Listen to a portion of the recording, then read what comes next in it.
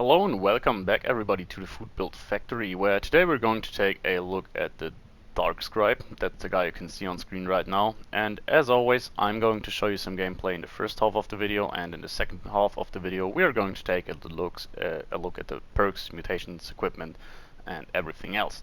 So let's get right into it. What this character is going to be about is we are going to play as a Berserker, which you can probably tell by the fact that we are not wearing armor but rather a hazmat suit.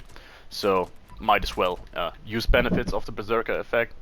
And while that has been done before, even on this channel, I mean especially with stealth commandos, it's quite manageable just because the class in and of itself is so good that you can get away with just not using any damage resistance. I tried to make at least a little bit of a twist to it by doing something which otherwise I would not think being possible, which is, yeah, I made this character without using starched jeans, which is a very rare occasion. I mean, unless you want to purposefully do a build without any mutations. I'm not sure anyone wants to do that. I mean, I did that once and that video got like 6 views or so, so probably there's not a lot of a market for these kind of characters. But yeah, the reason we can do that here is because the way you're... Oh, okay, we actually detected here. Rather rare occasion. The reason we are doing this here is...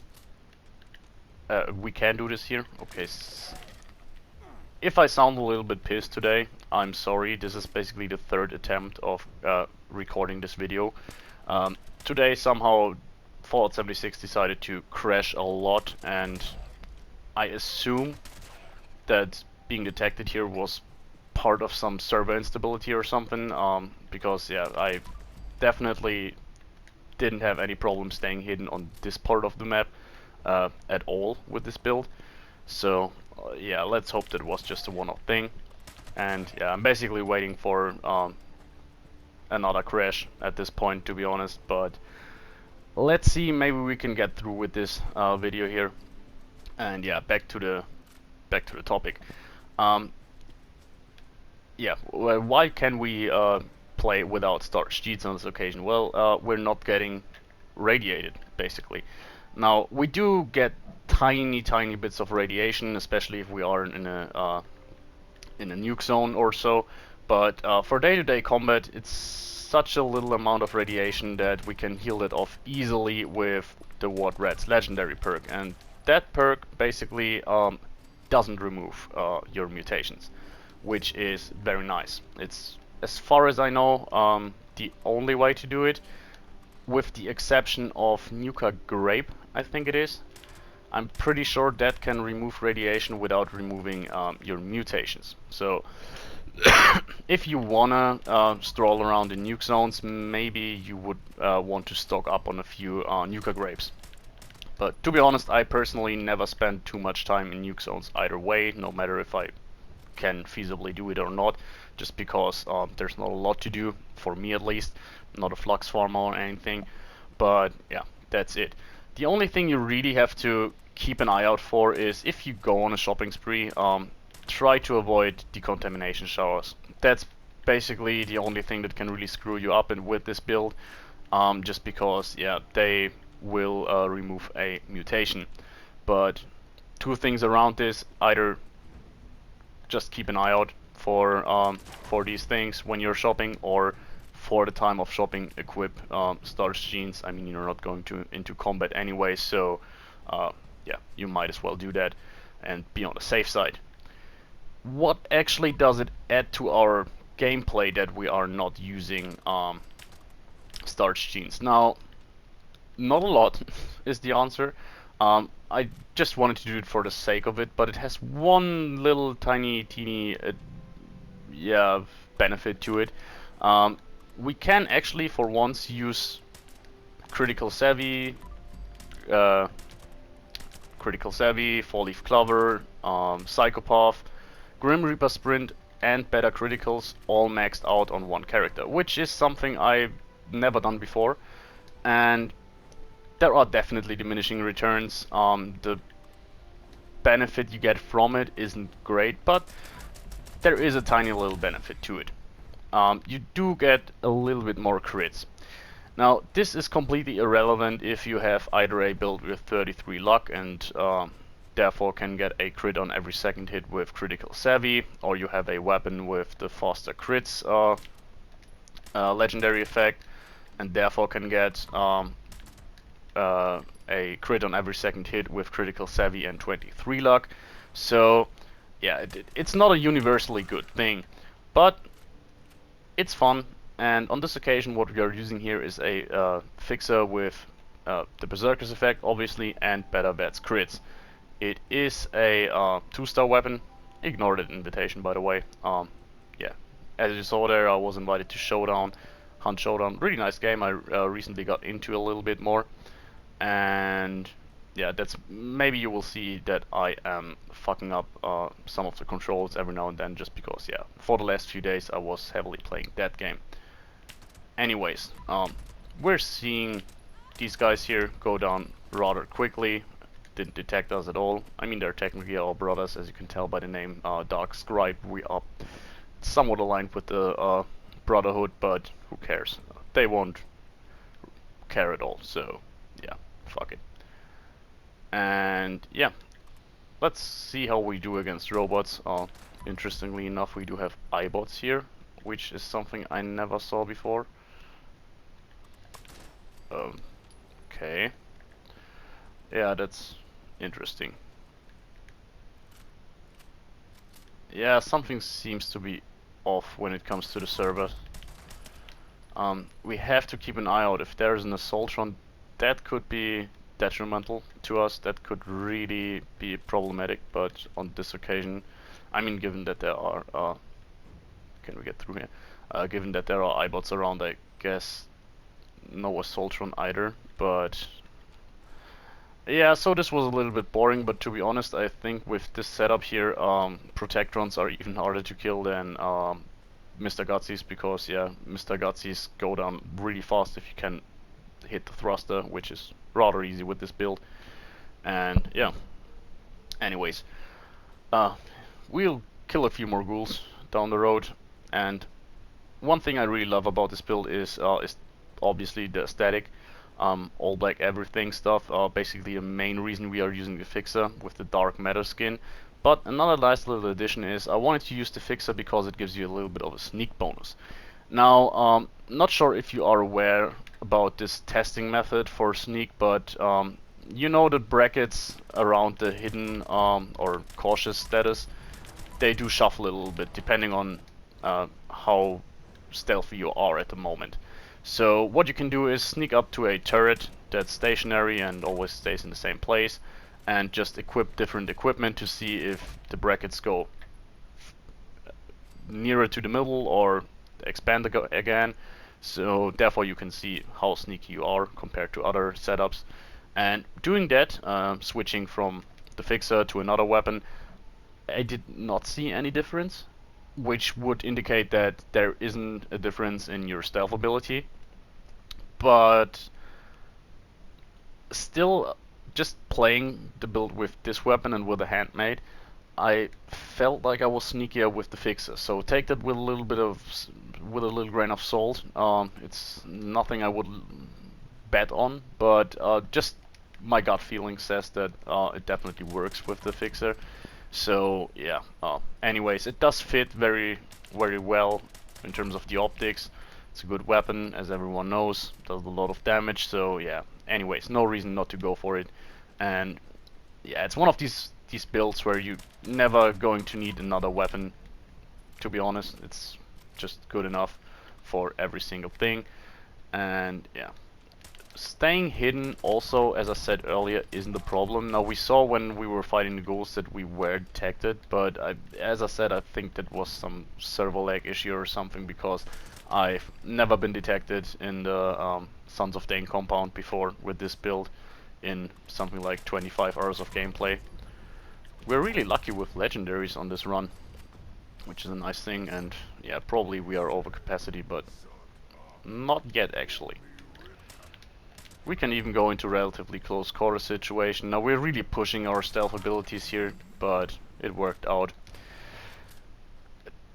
that was something I was actually worried about a little bit, given the fact that, yeah, usually when I do stealth, I pretty much always go for chameleon armor. I mean, unless you're going low health, then there's no better uh, choice than unyielding, obviously, for extra agility. But yeah, I'm just used to never be seen with these chameleon builds. But on the other side, yeah, people tend to go overkill when it comes to your sneak abilities. You actually don't need too much to make a stealth build work. Like on this occasion, yeah, as you can tell, we have no legendary effects since we're not using any armor. And yeah, we just have relatively high agility, and on top of that we do have the sneak perks, which is more than enough. Then, as I said, in addition we do have this fixer. Yeah, stealth is not a problem here. I'd still say that overall the best way to do a Berserkers character is still to just use legendary armor and let that break, so you don't get any benefit from the damage resistance, but still get the effect from the legendary effects. So therefore you can, yeah, basically play the game pretty solid. Now, one thing that I really miss is at least one piece of powered gear, so we have a little bit more AP refresh. That's definitely something that's a bit lackluster on this character. Now, you could improve a little bit by using more legendary perks, getting more perks overall, and then use Lone Wanderer, which I don't do on this occasion, just for a little bit more AP refresh. I think the only thing we do have at the moment is Action Boy, but yeah, it's manageable. After all, do get our AP back rather regularly from Grim Reaper Sprint, so I never really felt like that was a problem, to be honest. I mean, sometimes it screws you, but you are in stealth, so you should always have the time to wait for your AP to come back. Now, I think I missed something I wanted to mention, but I can't for the life of me remember. As I said, the problem is I just am on my third take, basically, so I'm really starting to confuse what I already said and what I didn't. Okay, we are in danger, but somehow we aren't. What could we be in danger from? See, this is what I meant earlier. Like, the servers seem to be a little bit weird, because yeah, as you see, we are perfectly in stealth, but I think the indicator wasn't updating. Well, Fallout 76 for you. Don't know why I love this game so much, to be honest. But yeah, I mean, there's not a lot to say about the build. The simple fact that it is a vet stealth commando makes it good, to be honest. Like, you could use this with a non-legendary weapon and would probably do fine, given it is a commando weapon, a suppressed one, obviously. But I think you get the point. Having Berserker's effect obviously is good, and I would love so much to just make yet another run here, because yeah, I really hate that I'm getting into caution all of the time, because as I said, that never happened when I used the character up until now.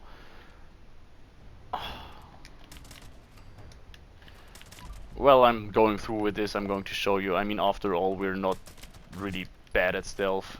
I mean, we got detected here a few times, but I'm not sure if that was actually the case, so yeah. You just trust me when I say that usually you are definitely stealthier than on this occasion. I think we cleared the room. Okay, not really. Okay, outside there is another demolisher. We're going to take care of him, and then we're going to take a look at the mutations and everything. Okay, another hound. Today they really are spread out. Another overlord. Okay, okay. We're getting somewhere. This is really a search mission at this point. And then, yeah, I think we should finally have it. I mean, if you're following the channel, you know that I always struggle with getting all of these guys here. I tend to always miss them, so yeah. Anyways, that was the gameplay part of the video. I hope you believe me when I say that usually it's not that scruffy. But yeah, still, I still enjoy this character a lot, even though I wouldn't necessarily say it's the best character, and probably, yeah, just go with Starch Jeans at rank 2 and rank 1 of 4-Leaf Clover, and you have basically the same gameplay experience, but a bit safer when it comes to your mutations. I just wanted to show off that it's possible, and yeah, let's get right into the more detailed stuff. Here we do have our effects. We do have Bird Bones, Chameleon, Eagle Eyes. Bird Bones, extra agility means better sneaking, which is nice, and in addition to that, more action points to use in VETs, also very nice. Eagle Eyes, extra perception for better VETs hit chance, extra crit damage, all very beneficial to us. And then you see Chameleon here, because I actually thought that since we're not having any armor on, we would benefit from Chameleon. But for some reason the hazmat suit counts as armor when it comes to the Chameleon mutation, so yeah. It's just dead weight here, but it doesn't have any downsides, so, well, fuck it. Then we do have healing factor, which is quite nice on this occasion, because since we are so flimsy, we are a real glass cannon, just stray bullets from enemies shooting in our vague direction, even though they don't know where we are exactly, can bite off a fair chunk of our health. So yeah, having healing factor and heal that off after a fight without always using a stim pack is nice to have, but definitely not necessary. Then we do have the herbivore mutation if we want to make use of Blight Soup or something like that, but we didn't on this occasion. And lastly, we do have Marsupial and Speed Demon, better jump height, faster movement speed, faster reload speed, all very beneficial, nothing to add here. A bit more carry weight is also nice. And lastly, Unstable Isotope, leftover from another build, but no downside to us, so therefore I left it in. In terms of equipment, it's going to be rather fixed this time around, because we do have this here Berserkers Fixer with better VETs crits. Less VETs cost would obviously be very nice here, but yeah, 2-star will do, obviously. Dark Matter Skin, all aligned stuff and perforating stuff in order to be more efficient in VETs, meaning less action point cost. The only controversial thing here is basically a tweaked automatic receiver. We're doing 101 damage this time. If we would use a hardened automatic receiver, sorry, powerful one, we would do 107 or 108 damage, so we're not missing out on a lot, especially since most of our damage comes from additive bonuses from sneak and so on. And therefore, yeah, I felt like the tweaked receiver giving us a little bit more damage on critical hits was the more sensible option here, but probably neither here nor there. You would probably see no big difference either way. And in terms of the rest of equipment, yeah, it's just the hazmat suit. You can equip a backpack, which we did on this occasion. It's Chemist's one, reducing chem weights. Yeah, it's not shown, which is nice. You just see the skin of the hazmat suit, and that's it.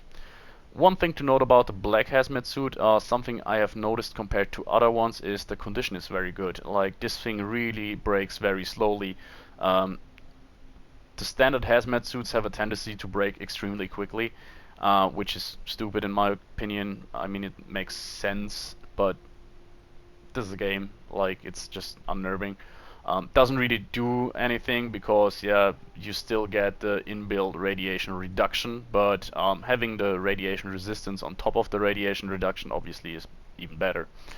And that was it in terms of equipment, so let's take a look at the perks. We do have 2 strength for Bandolier. Perception is maxed out, all the commando perks maxed out, tank killer maxed out, and this could be a little bit controversial. Nowadays, especially on our medic characters, you will often see the combination of rank 1 of concentrated fire and rank 2 of ground pounder, but I just felt a little bit too imprecise without using concentrated fire. Even though the benefit isn't great, I still felt more comfortable using that over ground pounder, so I went with rank 3 here. That's personal choice though. If you want to get a bit more close before you're hitting your enemies, and in addition to that, therefore use ground pound at rank 3 for faster reload. Rank 2, sorry, do that. I went with concentrated fire. Then we do have endurance, fireproof at rank 3. So very little endurance, but nothing you have never seen before probably. Fireproof very beneficial here, just to make sure we're not getting downed by exploding cars or so. And that's it. We are a glass cannon and we doubled down on that here.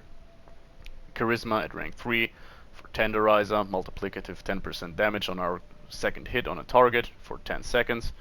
Really nice, really beneficial for our character here. Synergizes well with the follow through perk that we will see in a minute, and yeah, just more damage.